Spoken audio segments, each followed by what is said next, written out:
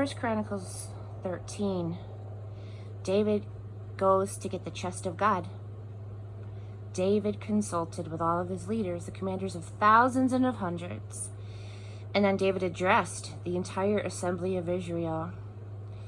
If it seems right to you, and it is God's will, let's invite all of our relatives, wherever they are, throughout Israel, along with their relatives, including their priests and Levites from their cities and surrounding pastures, to join us. And let's bring the chest of our God back, the chest that was out of sight, out of mind during the days of Saul. The entire assembly of Israel agreed. Everybody agreed that it was the right thing to do. So David gathered all of Israel together from Egypt's pond of Horus in the southwest to the pass of Hamath in the northeast to go and to get the chest of God from Kiriath Jearim. Then David and all of Israel went to Bela, or it's called Kiriath Jearim, in Judah, to bring back the chest of God, the cherubim throne of God, where God's name is invoked.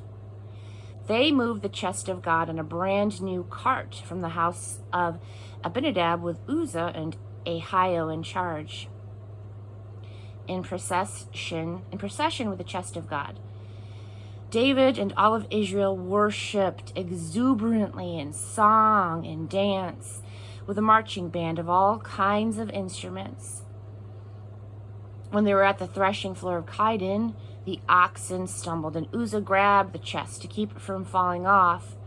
God erupted in anger against Uzzah and killed him because he grabbed the chest. He died on the spot in the presence of God. David lost his temper, angry because God exploded against Uzzah. The place is still called Perez Uzzah, which means exploded Uzzah. David was terrified of God that day. He said, "How can I possibly continue this parade with the chest of God?" And so David called off the parade of the chest to the city of David. Instead, he stored it in the house of Obed-Edom the Gittite. The chest of God was stored in the house of Obed-Edom for 3 months. God blessed the family of Obed-Edom and everything around him. Chapter 14, David builds. King Hiram of Tyre sent an envoy to David, along with cedar lumber masons and carpenters, to build him a royal palace. Then David knew for sure that God had confirmed him as king over Israel because of the rising reputation that God was giving his kingdom for the benefit of his people Israel. David married more wives and had more children in Jerusalem.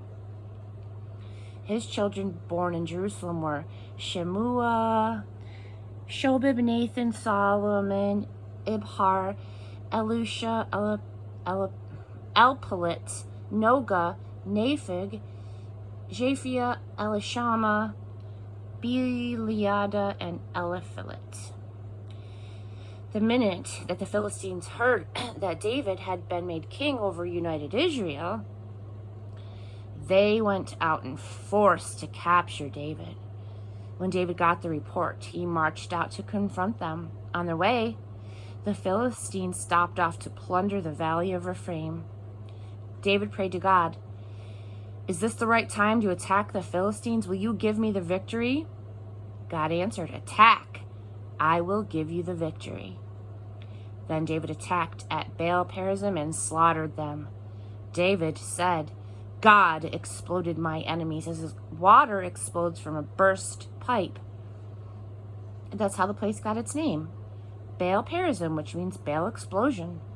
The Philistines left their gods behind, and David ordered that they be burned up. And then the Philistines were back at it again, plundering in the valley.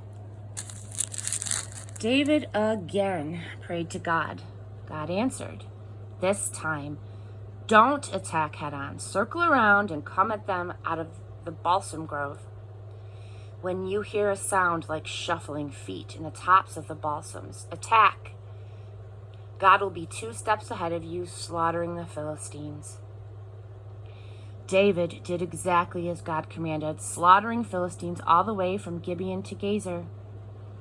David was soon famous all over the place, far and near, and God put the fear of God into a godless nation.